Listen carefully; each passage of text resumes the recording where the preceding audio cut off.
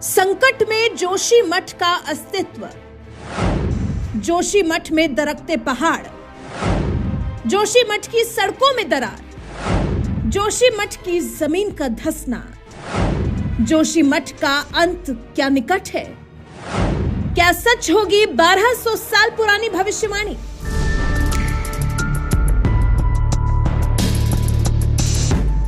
इन दिनों देवभूमि जोशीमठ के अस्तित्व पर खतरा मंडराने लगा है। हालात दिन ब दिन भयावह होते जा रहे हैं। आलम यह है कि लोगों के बीच दहशत का माहौल व्याप्त है। जोशीमठ से आई इन तस्वीरों को देखिए। ज्यादातर सड़कें 2 टुकड़ों में बंट चुकी हैं। मकानों में दरारें आ चुकी हैं। अचानक से जमीन फाड़ कर निकला पानी तबाही का मंजर दिखाने लगा है। पहाड़ों पर पानी का जल स्तर दोगुना हो गया है। लोग अपना घर छोड़ने पर मजबूर हो चुके हैं। जोशीमठ की इस भयावह स्थिति ने मोदी सरकार की भी चिंता बढ़ा दी है। लेकिन क्या आप जानते हैं, आज जोशीमठ जिस खतरनाक स्थिति में है, उसकी भविष्यवाणी 1200 साल पहले की जा चुकी थी। जोशीमठ, जिसे धर्म ग्रंथों में स्वर्ग का द्वार कहा जाता है, और आज यही द्वार हमेशा हमेशा के लिए बंद होने की कगार पर है। जोशीमठ की पौराणिक महत्ता का अंदाजा इसी से लगाइए। पांडवों ने राजपाट छोड़कर स्वर्ग जाने का निश्चय किया तो जोशीमठ से इन्हीं पहाड़ों का रास्ता चुना। बद्रीनाथ और हेमकुंड साहिब के दर्शन का रास्ता भी यहीं से होकर जाता है। जोशीमठ की इसी धरती पर आदि गुरु शंकराचार्य ने तप किया। समूचे भारतवर्ष में हिंदू धर्म का प्रचार प्रसार करने और रूढ़ियों को तोड़ने के लिए उन्होंने जिन 4 मठों की स्थापना की, उनमें से एक ज्योतिर्मठ जोशीमठ में ही स्थित है। और आज जोशीमठ की यही पौराणिक विरासत खतरे में है, क्योंकि अब जोशीमठ की जमीन धंसने लगी है। जोशीमठ के पहाड़ ढहने लगे हैं। इन सब के बीच जोशीमठ के अंत से जुड़ी भविष्यवाणी फिर से वायरल हो रही है। दरअसल जोशीमठ की पावन धरती पर भगवान विष्णु को समर्पित प्राचीन नरसिंह मंदिर स्थापित है। इस मंदिर से जुड़ी 1200 साल पुरानी भविष्यवाणी जोशीमठ के अस्तित्व से जुड़ी है। कहा जाता है कि जब हिरण्यकश्यप ने प्रहलाद को मारने की कोशिश की थी, उस समय भगवान विष्णु ने नरसिंह के अवतार में प्रहलाद की रक्षा की थी और हिरण्यकश्यप का वध किया था। उस समय भगवान विष्णु का क्रोध शांत नहीं हुआ था। इस समय माता लक्ष्मी ने प्रहलाद से कहा था कि वो भगवान विष्णु का जाप करे ताकि उनका क्रोध शांत हो सके, जिसके बाद प्रहलाद ने ऐसा ही किया था। उसके बाद भगवान विष्णु शांत हुए थे और शांत स्वरूप में जोशीमठ में स्थापित हुए थे। आज भी जब बद्रीनाथ धाम के कपाट बंद होते हैं तो इसी मंदिर में बद्री विशाल की प्रतिमा को स्थापित किया जाता है और पूरी सर्दियों में यहीं पर उनकी पूजा अर्चना की जाती है। मंदिर में स्थापित भगवान नरसिंह की प्रतिमा अब जोशीमठ के विनाश का संकेत दे रही है। दिन ब दिन भगवान नरसिंह की दाहिनी भुजा पतली होती जा रही है। इसको लेकर केदारखंड सनत संहिता में भविष्यवाणी की गई है कि जिस दिन ये भुजा कट कर गिर जाएगी, उस दिन नर और नारायण पर्वत आपस में जुड़ जाएंगे। इतना ही नहीं, केदारखंड सनत संहिता के मुताबिक बद्रीनाथ धाम जाने का रास्ता भी बंद हो जाएगा। इसके बाद बद्री विशाल एक दूसरी जगह पर भविष्य में बद्री में पूजे जाएंगे। हालांकि वैज्ञानिकों का मानना है कि जोशीमठ के इस हालात के पीछे मैन मेड डिजास्टर है।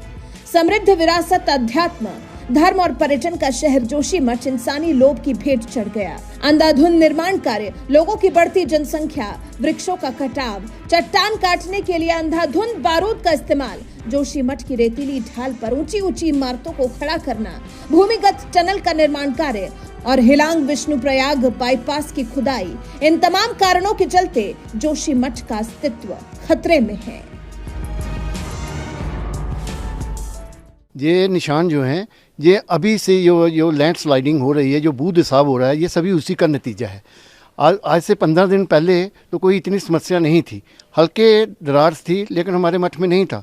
लेकिन ये 15 दिन में तो बहुत ज़्यादा बढ़ने हो गए, और स्पेशली ये 3-4 दिन के अंदर तो एकदम से, जैसे आपने पूरा देखा होगा कि पूरा जो मठ है हमारा वो खतरे की जद में आ गया है। यहाँ बहुत बड़े बड़े क्रैक्स आ रहे हैं, और ये जो ऐतिहासिक शहर है, ये ऐसा बताया जाता है भूविज्ञान को दोबारा कि ये ग्लेशियर पे बसा हुआ शहर है। और जो इसका मुख्य कारण बता रहे हैं कि अब जो विकास ही इसका विनाश बन रहा है। यहाँ के जो बड़े बड़े हाइड्रो प्रोजेक्ट और जो बाईपास रोड बन रहे हैं, यही उसका, और जो एनटीपीसी की टनल है, जो हमारे विशेषज्ञ बता रहे हैं, वो बता रहे हैं कि पानी का रिसाव उस पर हो रहा है और तेज़ी से हो रहा है, और एकदम से उसका ये खतरे की जद में पूरा का पूरा जोशीमठ आ गया है और उसी के साथ जो है हमारा जो ज्योतिर्मठ है वो भी इसकी जद में आ रहा है। अब भगवान बद्री विशाल ही इसकी रक्षा करें।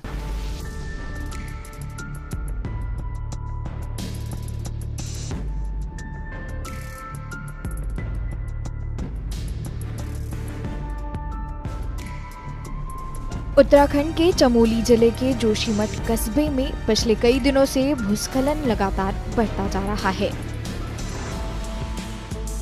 जोशीमठ में भूस्खलन जारी है।